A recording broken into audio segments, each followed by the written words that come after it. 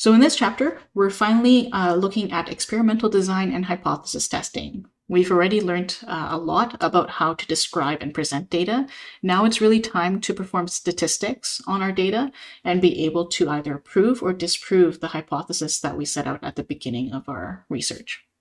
Okay, so the goals for this chapter are to go through experimental design and how we can implement controls to try and isolate the variables that we're trying to study for our experiment.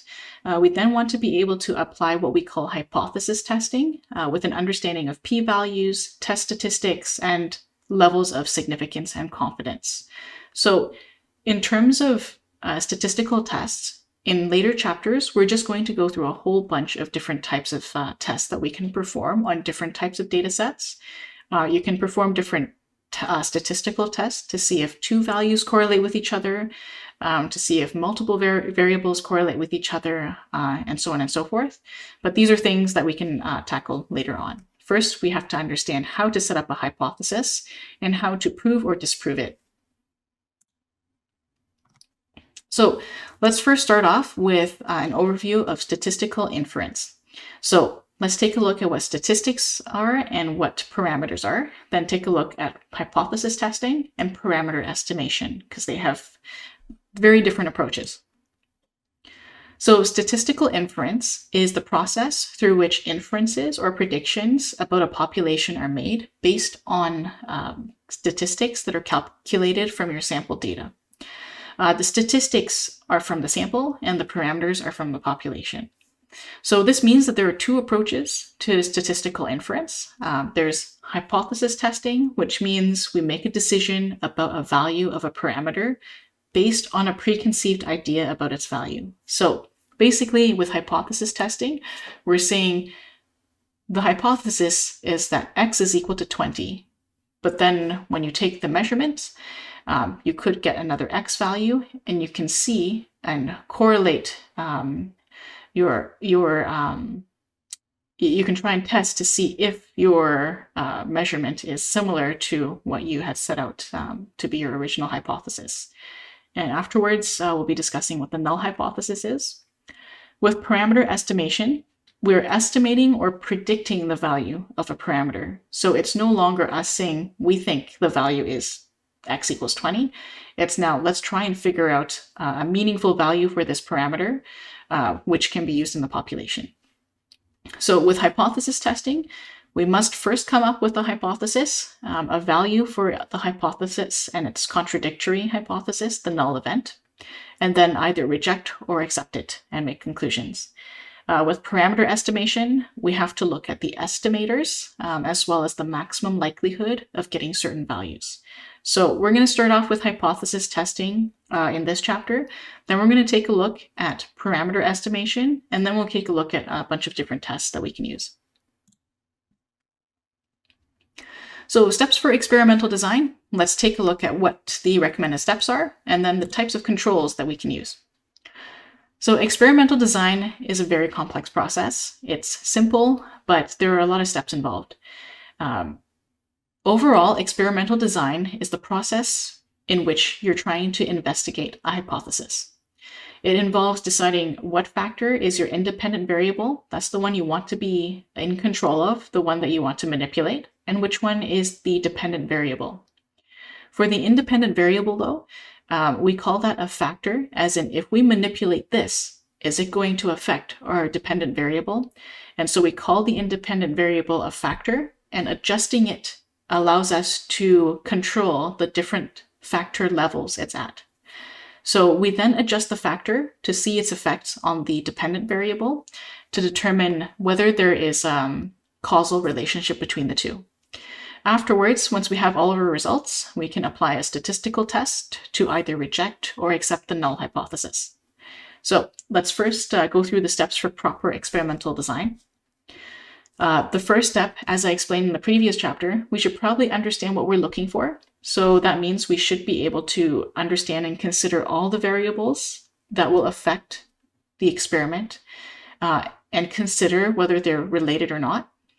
Then we're going to see if we can present a testable hypothesis specific to what we're looking for. So as in, we predict that this is going to happen.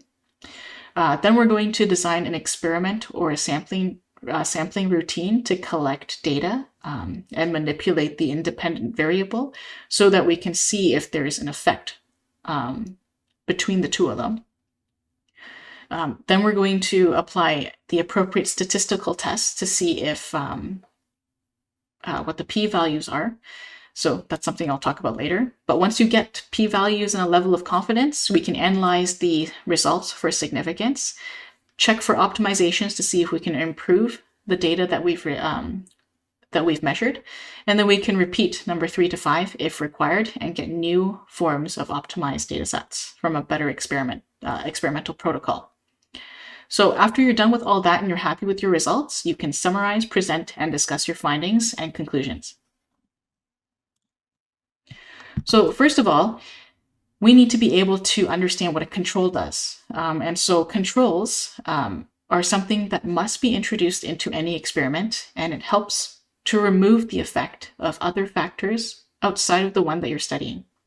So there are various types of controls that you can apply to an experiment, but the shared goal amongst each of them is that by the time you apply the control and collect data, you should be able to easily remove the effects of the environment, let's say, using the control, which we call the negative control, and be able to just notice differences from our manipulation of the independent variable on the dependent variable. So 4 different controls to be aware of. Experimental control is when you control the environment around the experiment. So this is very, very tough. You can control the temperature, you can control the humidity, and so on and so forth. But as you can see, if you control too many things, then it becomes very ideal and not so realistic. Number 2, it becomes very expensive. So if you want a clean room with temperature control and humidity control and many other types of control, that can get very costly. So in some cases, experimental control and environmental control is very difficult to achieve. So we usually use statistical control. So in that case, instead of adjusting the environment, we can record the environment settings and make sure that we do the experiment in similar settings or analyze the effect of those settings afterwards, just so that we see whether it can be factored out from our final data set. So these two, the first and the last one, they kind of go well together. Now, with a procedural control, that's when you run an experiment on a negative control group and an experimental group. So you've probably heard of the placebo effect before, and when people can actually get an effect from one drug in terms of the treatment group, where they actually get the real drug, and then the other group, the negative control group, they get basically a water pill, something that does nothing. And if they do exhibit an effect, it's called the placebo effect. And those effects can be removed from the treatment group so that you can see exactly what the drug will do to the patient. So in many cases, you do want to run a negative control group and an experimental group to make sure any factors arising from the procedure itself can be eliminated.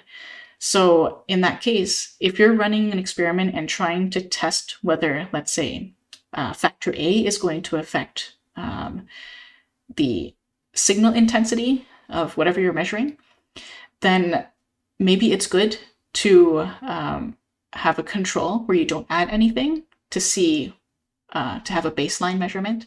And then it's good to have an experimental group where you actually do make those modifications to your independent variable and see what the measurement is like and what the distribution of data points are between the two, so that you can remove the effect of the environment and anything else from it. So that's procedural control. Then there's also temporal control. Temporal control is usually very important when you're observing two groups prior to manipulating factors. So if you have an experiment planned and it's going to go on for a very long time, you don't really know how time is going to affect your data set or your experiment. So sometimes it's good to let the experiment run for the first, let's say, few minutes or a few hours or even a few days, depends on what you're looking at. So let it run for some time, make observations to see if time affects it at all due to certain factors. And then you can start taking measurements and making your modifications to your independent variable. Then you'll be able to say, well, time isn't a factor when it comes to spotting differences between the two groups. And also, if you apply procedural control as well, you can say, well, after such and such time, we notice there's differences between these two distributions, and we can remove the baseline from the negative control group from the experimental group, and make sure we isolate the effect of the independent variable on the dependent variable. Okay, so let's start with hypothesis testing. We first want to introduce what the null hypothesis is. So when we're talking about a hypothesis and hypothesis testing, it's about us trying to test an assumption regarding a population's parameter. So we're going to start off by formulating a hypothesis called H1. So that's like our original hypothesis. Each main hypothesis, H1, will have a contradictory hypothesis, H0, and we call that the null hypothesis. So that's going to be what happens if your hypothesis is not true. It's going to be the null hypothesis, the exact opposite of what you're looking for.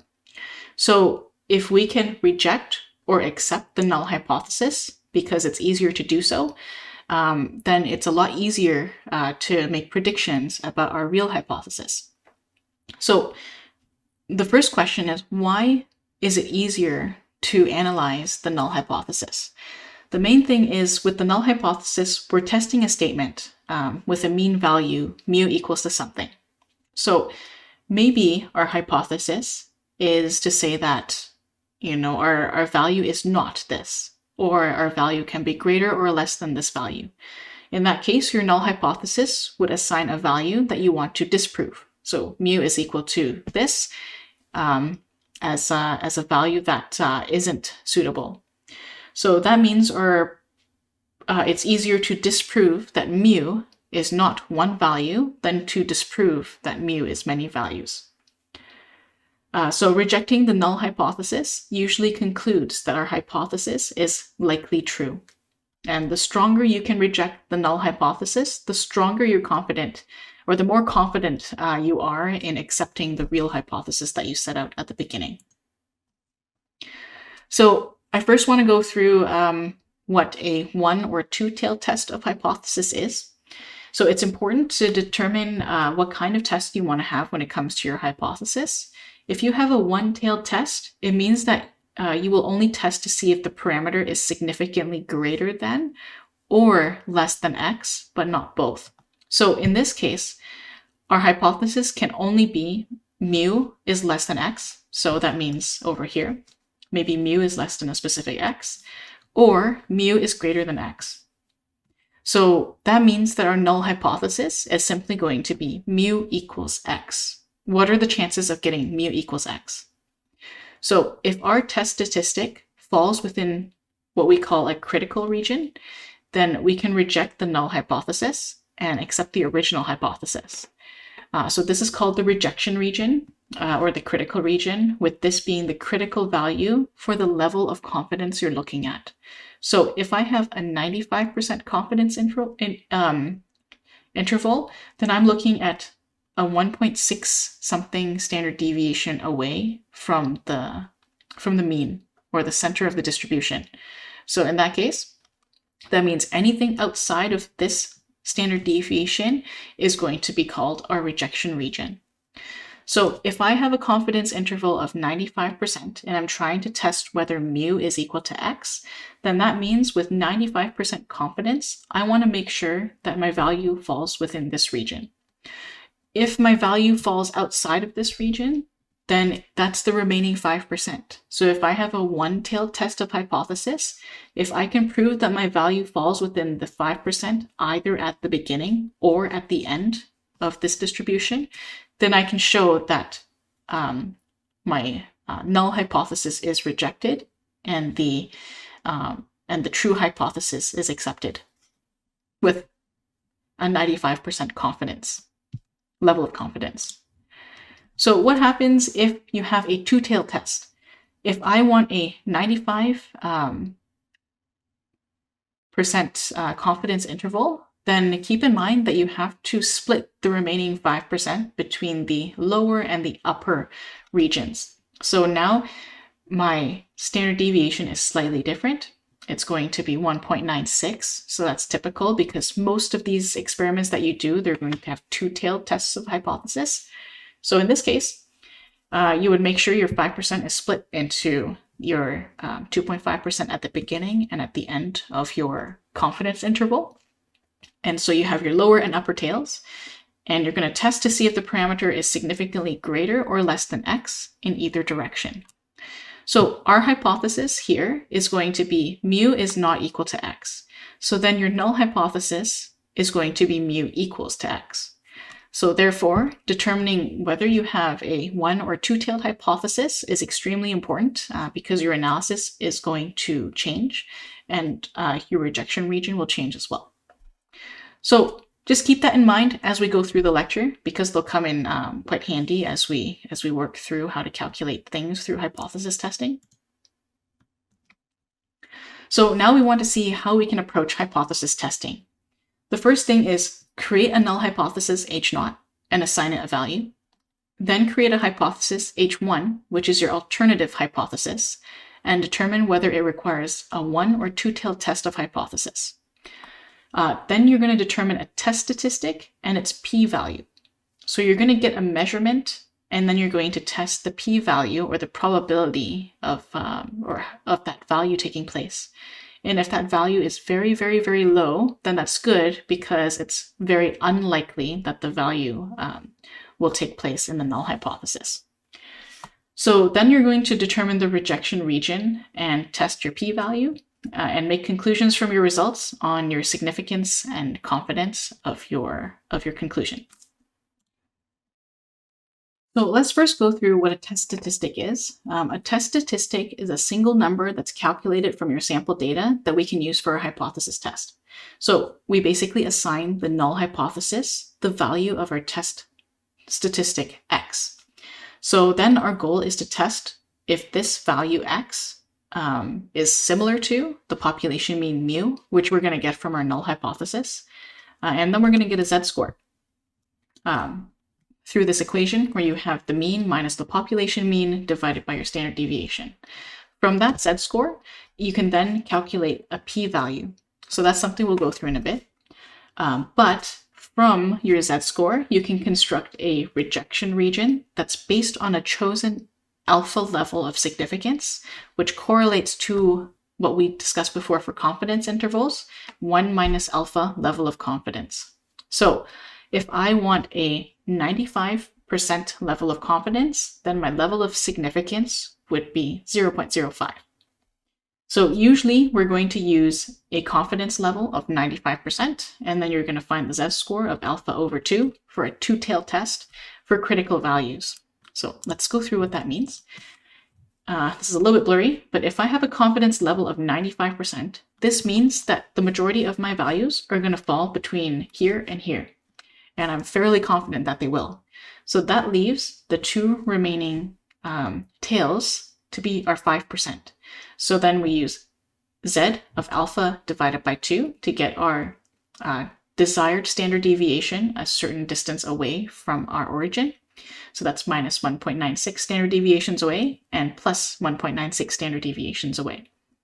So for this, it means that if we have any values that fall within these particular red regions called the rejection regions, we can immediately reject the null hypothesis with a certain level of confidence and say that the hypothesis we had from before is accepted.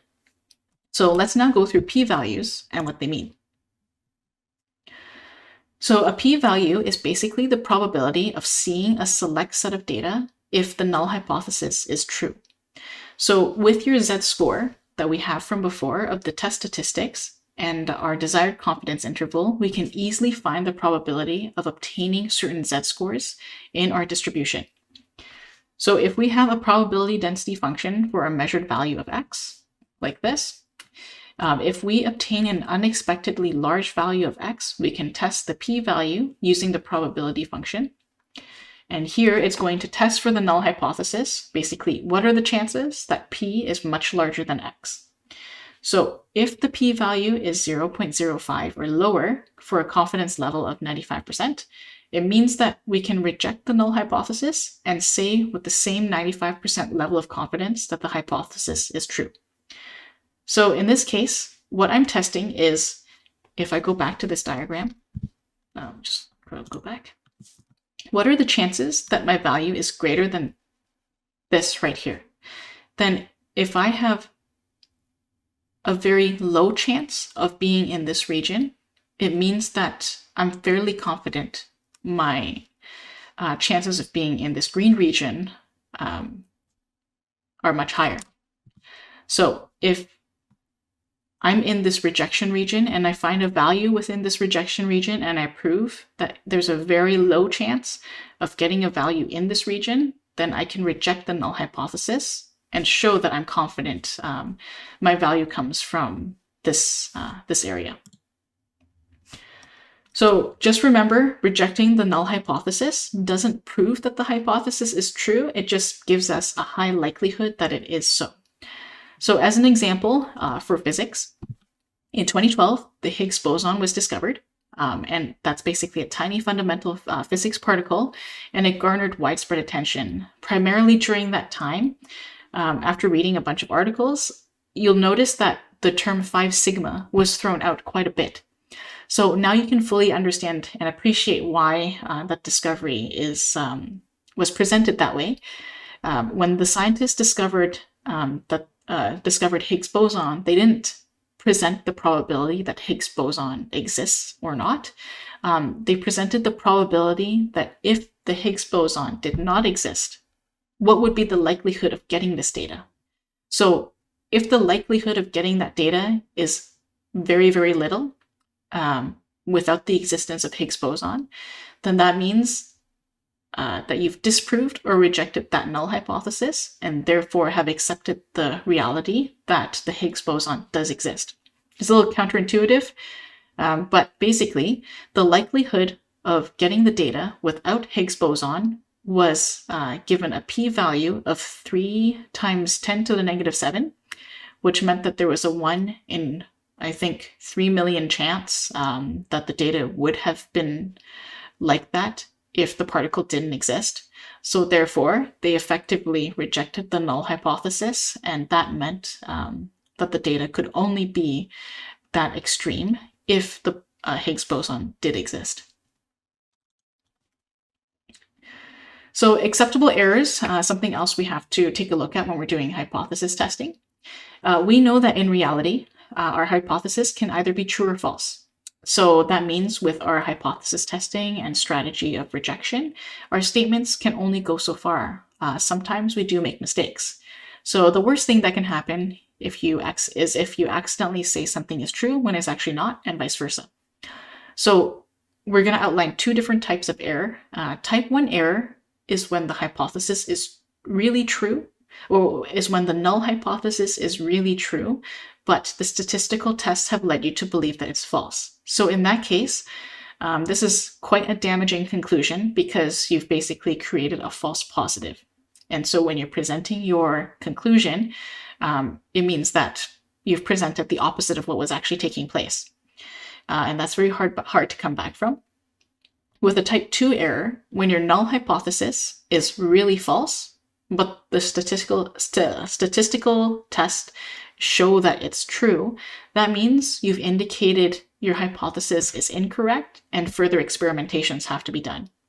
So this technically is less damaging because you haven't proved your hypothesis. Your hypothesis is going to live to see another day when further experiments are done. So in terms of the approach to hypothesis testing, let's try and use Python for this. The first thing is to create a null hypothesis and assign it a value. So we can easily set a value for the null hypothesis called mu equals to 10. So that's kind of acting as our expected value. We then create a hypothesis H1, which is our alternative hypothesis, and determine whether it requires one or two-tailed hypothesis testing. So we don't need code for this. We simply know that whatever our hypothesis is, it's such that mu is not equal to 10. And that means it's going to be a two-tailed hypothesis test because it can be above or below. So number 3, determine a test statistic and its p-value. So just keep in mind, p-values are usually represented as capital P, little p, italics p. As long as it's p-value, you know it's the chances of getting that value given the null hypothesis. So in this case, we have to set the test statistic, the standard deviation, the sample size, and find the z-score. So it says over here, these values would be given to you, and that's correct. For our hypothesis, these are values that we choose ourselves to prove or disprove. Then from your test, you'll be able to get a mean value from your experiments. Let's say you get 10.5. You get a standard deviation from your measurements, let's say 0.03. And then you have the number of measurements you take, which is 100. So you have these 3 values that are added into to your code. Then you're going to calculate the z-score based on the equation we presented before. It's going to be the difference between your measurement and the expected null hypothesis value divided by your standard or your variance. So it would be your standard deviation divided by the square root of n. So that gives you your z-score. Now, in Python, you're able to find the corresponding p-value for your z-score by using SF. So for a normal distribution, we're going to say the p-value is equal to scipy.stats.norm.sf of the z-score. Now keep in mind, this particular function is called the survival function, so it's what remains. So if I'm trying to figure out the p-value of the survival function, I then implement the z-score, but keep in mind, if I have a z-score and it's a two-tailed test, I have to multiply this by 2 to make sure that there's 2 tails known for this. So that is then going to give me the proper p-value for the proper hypothesis test that I'm using. If I simply have a one-tailed situation going on, then I just remove the multiply by 2. So after that, I should be able to get a p-value. And so if I have a p-value that's less than 0.05, then that means I've already satisfied with 95% confidence that it's very rare to get this null hypothesis value. In that case, I can determine the rejection region. I can test to make sure my p-value is less than 0.05 or even smaller. And then I can make conclusions from the results on significance, which is usually 0.05, and a confidence level of 0.95. So all the code you would need would just be for step 1, defining the null hypothesis, and step 3, which is trying to create the test statistic, the z-score, and then getting the p-value from that z-score. So after you're all done, you can go and make a conclusion and make inferences about the population. So as a summary, make sure you understand the idea of statistical inference through hypothesis testing and parameter estimation.